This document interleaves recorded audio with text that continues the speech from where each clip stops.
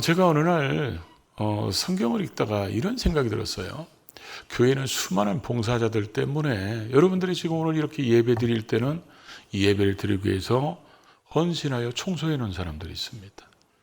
점심 드실 때는 이미 헌신해서 식사를 준비해 놓은 사람들이 있어요. 우리의 자녀들을 또 가르치는 교사들, 또 오늘 이렇게 아름다운 찬양을 하는 찬양대들은 미리 나와서 다 준비하고 또 끝나고 연습해야 되고, 이런 수많은 봉사자들 때문에 교회가 아름다운 하모니를 이루면서 하나님께 영광된 예배를 드리게 되는데, 예수님이 사역하셨을 때는 누가 그런 일을 했을까? 이런 갑자기 궁금증이 생겼습니다. 예수님이 움직이실 때는 꼭 예수님 기도할 때는 혼자 하셨지, 나머지는 언제나 예수님의 제자들이 12명은 기본으로 붙었어요. 그러죠? 거기에 봉사하는 사람, 또 거기에 나중에 가룟유다가 죽고 나서 가룟유다 대신에 제자를 뽑을 때 우리와 함께 출입하던 자 중에서 추천받아서 한 사람을 뽑잖아요. 우리와 함께 출입하던 자가 주님과 같이 사역했던 자를 얘기하는 겁니다. 그래서 성경에는 12제자도 나오고 70인 제자도 나오죠. 이런 사람들을 합치면 최소한 제가 볼 때는 50명은 떼거지로 다녔습니다. 그럼 이 사람들의 식사를 누가 준비했을까? 근데 성경을 아무리 읽어도 그런 게 잘 안 보였는데, 오늘 갑자기 오늘 본문 말씀을 통해서 하나님께서 그런 것들을 깨닫게 하셨어요. 그래서 이 본문을 기록한 누가는 2000년 전에는 여자들의 인권이라는 게 거의 없었죠. 숫자로도 치지도 않고, 그리고 소외되고, 그 사람들이 어떤 일의 이름을 기록할 때는 주로 무명으로 기록했고, 꼭 이름을 써놔야 한다면 오늘 본문처럼 두 가지 용어로 썼어요. 다른 여인들, 어떤 여인들, 이렇게 써놓는 게 그 시대입니다. 그런데 이 누가는 여자들의 이름을 아주 잘 사용합니다. 자주 기록하고. 그래서 어떤 사람들은 그렇게 표현하죠. 누가복음은 여인들의 복음서다, 이렇게 얘기할 정도로 이 여자들의 이름을 많이 기록하고 있습니다. 아마 누가는 의사였기 때문에 환자들을 봤는데 남자 여자 구별된 게 없잖아요. 그러다 보니까 일찍부터 아마 여자 이름을 쓰는 것이 몸에 밴 데다 대고 성령의 감동으로 더 그렇게 하지 않았을까, 그런 생각이 듭니다. 예수님께서 이렇게 사역하실 때 도대체 이 사람들은 어떻게 사역을 했고, 이 사람들은 어떤 마음 때문에 예수님 앞에 이렇게 헌신했고, 그러면 예수 믿고 구원받은 우리들은 이들과 비교해 볼 때 어떤 모습은 같고 어떤 모습은 다른지, 그거를 이 본문에서 오늘 볼 수 있다는 거죠. 오늘 이 말씀을 통해서 우리 자신들의 신앙생활 모습을 한번 보고, 우리가 주님을 위해서 나는 지금 어떤 상태의 신앙생활을 하는지 깨닫는 그런 축복된 생활이 시간이 될 수 있기를 주의 이름으로 축복합니다. 먼저 첫 번째로 볼 수 있는 것이, 주님의 사역의 헌신자는 대부분 주님한테 은혜 받은 자들이 헌신하더라는 것입니다. 그래서 오늘 본문의 1절, 2절을 쭉 보면, 그 후에 예수께서 각 성과 마을에 두루 다니시며 하나님 나라를 선포하시며 그 복음을 전파하실새 12제자가 함께 하셨고, 또 악귀를 쫓아내심과 병고침을 받은 어떤 여자들, 곧 7 귀신이 나간 자 막달라인이라 하는 마리아와, 이렇게 기록되어 있습니다. 예수님의 사역은 한 곳에서 머물러 하셨거나 한 집에 계속 있었으면 그 뒤에서 그런 예수님을 섬겨드리는 사람들이 굉장히 그나마 편했을 텐데, 예수님은 계속 옮겨 다니시는 순회 스타일입니다. 그래서 1차에 갈릴리 지역을 쭉 다니시고, 오늘 누가복음 이 8장에는 2차로 갈릴리 사역을 시작하시는 그런 모습입니다. 그러다 보니까 여러분 생각해 보십시오. 2000년 전에 지금하고는 너무 다르잖아요. 성읍에서 성읍으로 갈 때 그 길을 가다 보면 작은 동네들도 있고, 그러면 두루 다녔다는 말은 이 길로도 가고 저 길로도 가고, 그래도 조금 성읍은 나설 수도 있겠죠. 식사 재료 같은 거 준비하려면. 그러나 작은 마을에 가면 굉장히 더 힘들었을 겁니다.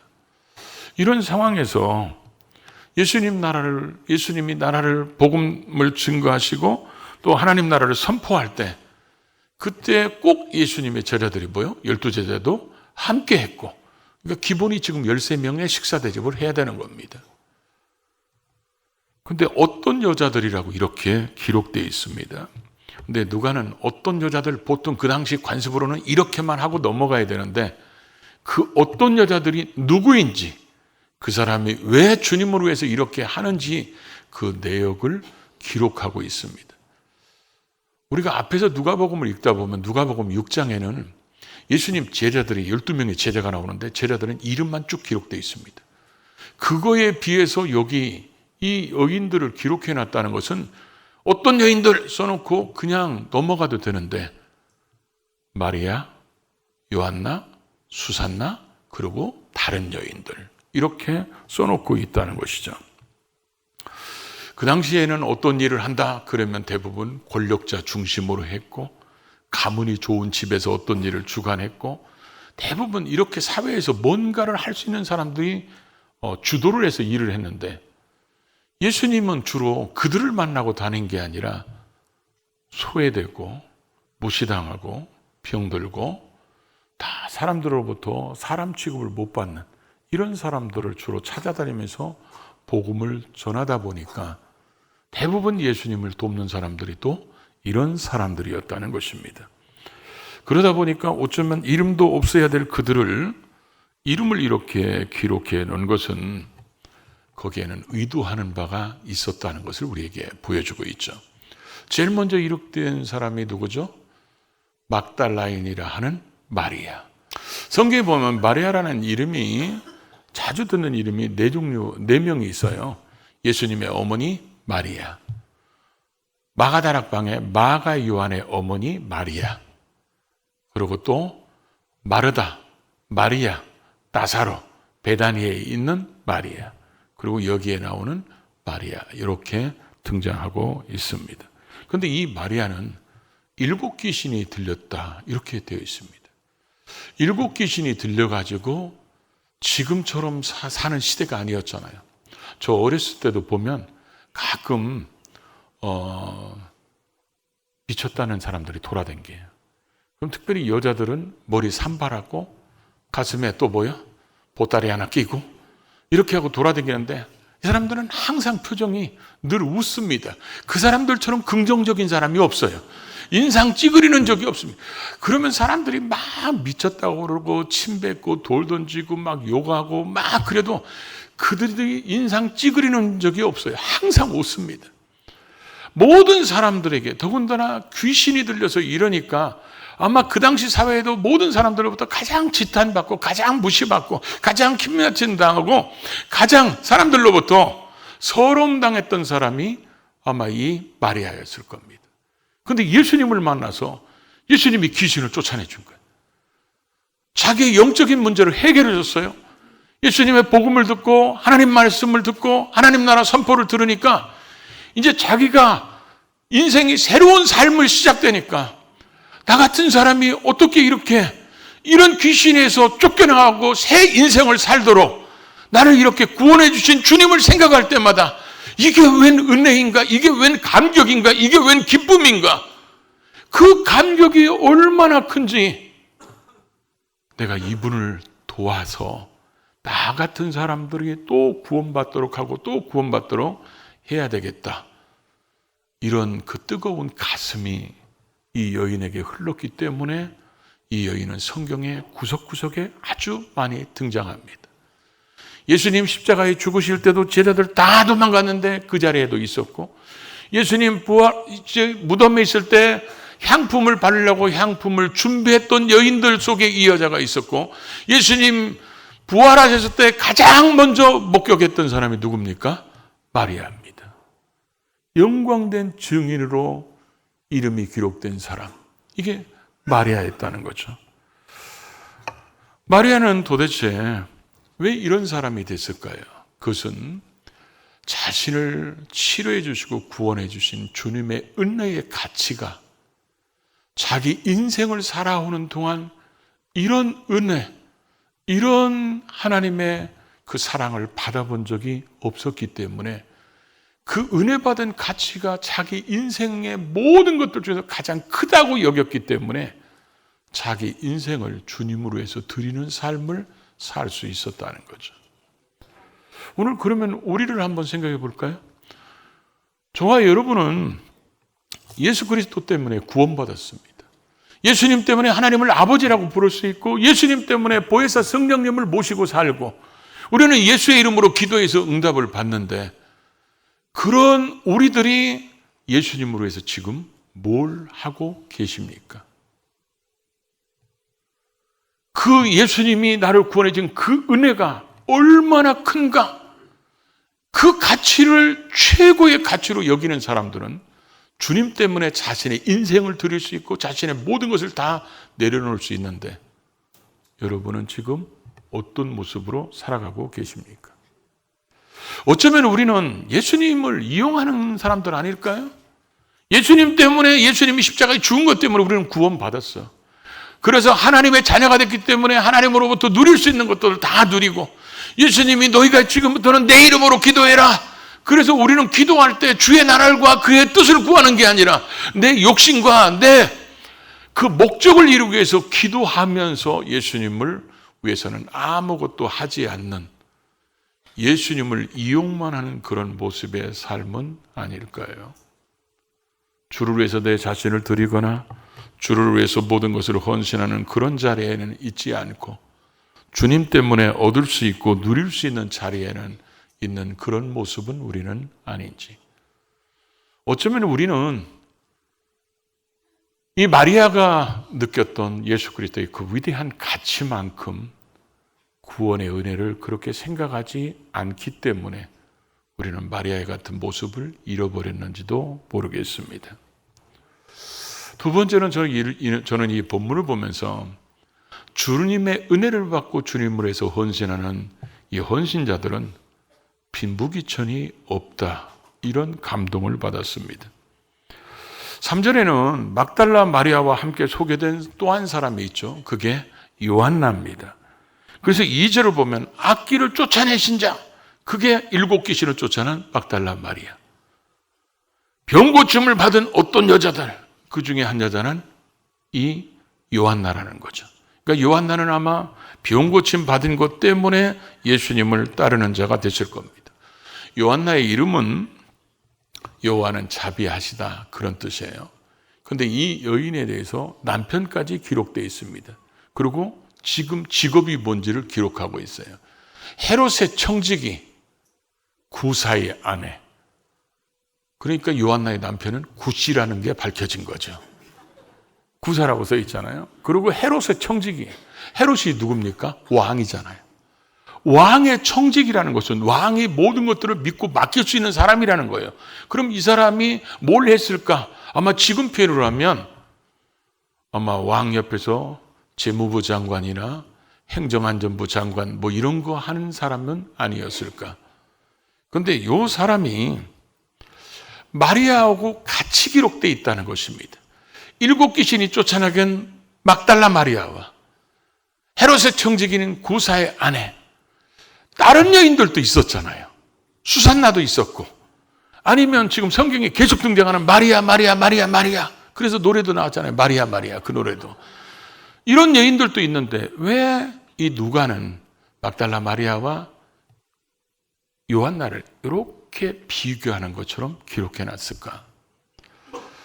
요한나는 당시 모든 사람들이 부러워하는 위치에 있었던 여자겠죠. 남편은 권력자입니다. 그러다 보니까 이 가정은 재력도 있을 겁니다. 모든 사람들이 부러워하는, 어쩌면 덕망 있는 사람들인지도 모르죠. 그래서 가장 사람들이 부러워하고 존경스럽게 여기는 권력자 집안, 이게 요한나라면 사람들이 가장 천하게 여기는, 가장 짓밟아버리고 무시하는 막달라 마리아. 이 두 사람이 예수님 공생의 기간 동안 같이 함께 예수님의 뒷일을 맡아서 한 사람이라고 누가는 기록하고 있다는 것이죠. 왜 누가는 이렇게 성령의 감동으로 기록했을까요? 이 요한나도 예수님이 십자가 밑에 있었을 겁니다. 향품을 준비하는데도 이 여인은 같이 했을 겁니다. 그러고 나서 예수님의 부활의 첫 목격자는 막달라 마리아였지만 누가복음 24장 10절에 보면 여자들에게 예수님이 부활하는 모습을 나타내고 그 부활의 목격자들이 사도들에게 우리가 예수님, 부활하신 예수님을 만났다, 이런 명단에 요한나의 이름이 기록되어 있습니다. 그러니까 이 요한나와 막달라 마리아는 주님으로부터 귀신이 떠나가고 질병이 치료받은 그 이후로는 이들은 거의 주님을 위해서 같이 협력하면서 언제나 일했다는 사람이라고 볼 수 있죠. 그런데 성경은 이 두 사람은 아주 다른 출신 성분을 가지고 있다는 것을 기록하고 있다는 거죠. 왜 그랬을까? 이 성경에서 오늘 말씀하고자 하는 그 의미는 저는 이런 생각이 들었어요. 우리는 세상의 사람들과 어울려 살다 보니까 우리가 사람들을 평가하는 기준, 관점이 세상 사람들하고 거의 똑같습니다. 그런데 성경은 교회에서는 그러면 안 된다는 거죠. 교회는 예수 그리스도를 믿고 구원받은 사람들의 공동체입니다. 교회의 기준은 세상 사람들이 보는 그 환경적 기준과는 근본적으로 달라야 된다는 것입니다. 만약에 여러분 예수님이 권력자 순으로 구원하고 재물 많은 순서로 구원하고 뭐 가문이 좋은 사람으로 구원하고 많이 배운 사람 구원하고 제가 잘 쓰는 말로 인물 순으로 구원했어 봐. 교회가 달라졌을 거예요. 근데 여러분 서로 쳐다봐. 난장판이잖아요. 그런 순서가 없어. 예수님 그런 기준이 없어. 교회는요, 누가 모였냐? 예수 그리스도의 은혜를 입은 자들이 모인 거예요. 그러니까 그게 기준이 돼야 된다는 거예요.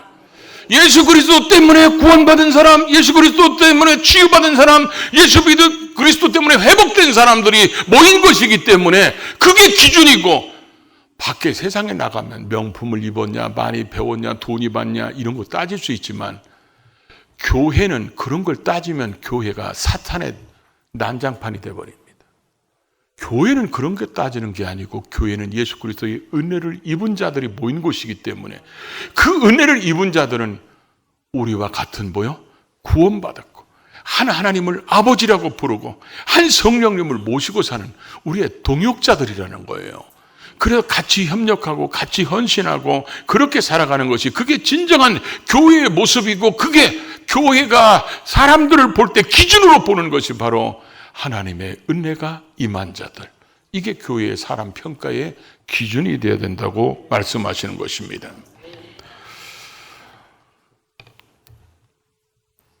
또 하나는 우리가 세 번째 보면 헤롯의 청지기 구사의 아내 요한나와 수산나와 다른 여러 여자가 함께하여 자기들의 소유로 그들을 섬기더라 그랬습니다. 자기들의 소유로 그들을 섬겼다. 그들이 누구예요? 예수님과 제자들을 얘기하죠. 자기의 소유로. 여러분들이 예를 들어서 가끔 목사라고 식사 대접할 때 있어요. 그럼 여러분들은 아마 여러분 나름대로 최선을 다해서 제일 좋은 곳으로 대접하려고 힘쓰실 겁니다. 근데 제가 여러분들한테 집사님 밥 사준다고 그랬으니까 집사님 앞으로 3년 동안 아침, 점심, 저녁을 저한테 대접하세요. 이러면 여러분들 기절에 쓰러질 겁니다. 그러죠? 여러분 이게 쉬운 게 아니에요. 초대교회 때는 순회 설교자들이 있었어요.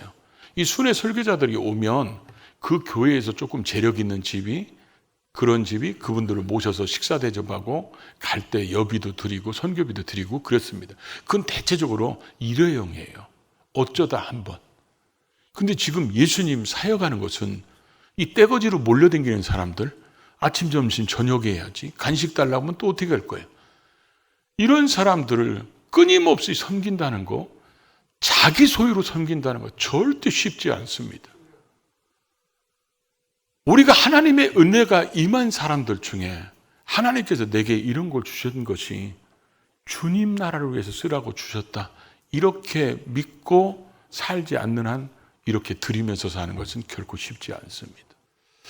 가끔 이제 기관장님들 모여가지고 1년 이제 계획 짜면서 특별히 이제 식사에 대해서 여름 휴가 기간은 한 3주 빼고 명절 있으니까 빼고 그러다가 작년보다 한 주라도 늘으면요 거기 오신 분들이 갑자기 뭐냐면 할렐루야 아멘 그럽니다. 그곳에 성령의 역사가 아멘. 왜냐하면 한 주 빠졌다고 줄었다는 거예요.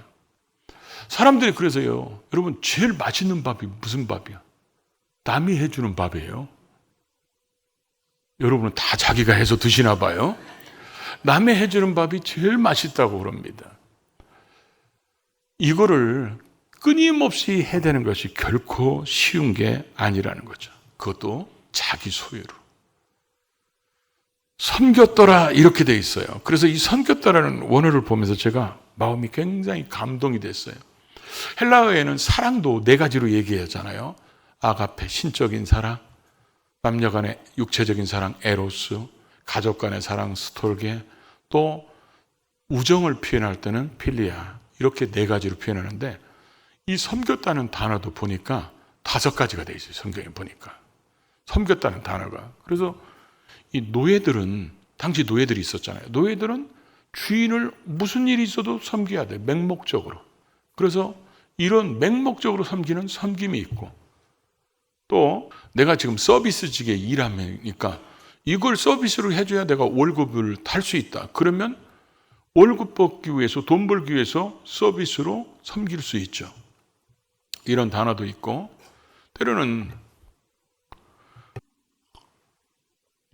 이게 순전히 아멘이 안 나와서 그럽니다. 그래서 예를 들어서 공무원들, 공무적인 일로 이분들은 사람들을 섬겨줘야 되잖아요. 이런 공무적인 일로 섬기거나 아니면 어떤 자상한 서비스를 하거나 자상하게 돌봐주거나 이랬을 때 이 단어들이 다 달라요.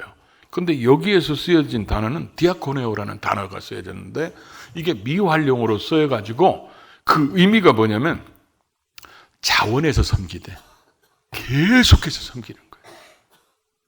자기들이 자원해서 자기 소유를 가지고 계속해서 섬겨. 만약에 이들이 주님 죽으면 나는 그만이야. 그러면 예수님 십자가에 딱 죽었을 때 이들은 그냥 집으로 갔을 거예요. 근데 그게 아니잖아요. 예수님 무덤에도 찾아가고 그 이후로도 계속해서 초대교회 때 이분들이 봉사의 핵심이 돼서 봉사를 한다는 것입니다. 자원해서 했다는 이런 단어를 쓴 이유가 뭘까요? 억지, 마지못해 이거하고 얼마나 비교되는 단어입니까? 일회성이 아닌 계속해서 이들이 헌신했다는 거죠. 질문하겠습니다. 예수 그리스도를 믿음으로 구원받은 거 믿습니까? 주님의 은혜로 구원받은 거 믿으십니까? 여러분들이 그 주님의 구원의 가치를 얼만큼이나 크다고 여기고 계십니까? 그 가치가 크다고 느낄수록 자신을 내려놓고 자신의 삶을 주님께 드리는 삶을 살지만 그 가치가 얼마나 위대한 가치고 얼마나 소중한지 그걸 우습게 여기거나 별거 아닌 것으로 여기면 예수를 믿는다고 해도 자기를 위해서 삽니다. 여러분은 지금 어떤 모습일까요? 이 마리아와 요한나는 예수 만나서 성경에 아름다운 흔적을 남겼던 것처럼 하나님은 지금 저와 여러분이 은혜로 구원받은 우리들은 이 땅에 예수 그리스도를 위해서 아름다운 흔적을 남기기를 기대하셨기에 우리를 죽을 때 구원받은 게 아니라 구원해놓고 주를 위해서 일하라고 사명을 주셨어요. 그 사명을 잘 감당하는 우리 모두가 될 수 있기를 주의 이름으로 축복합니다.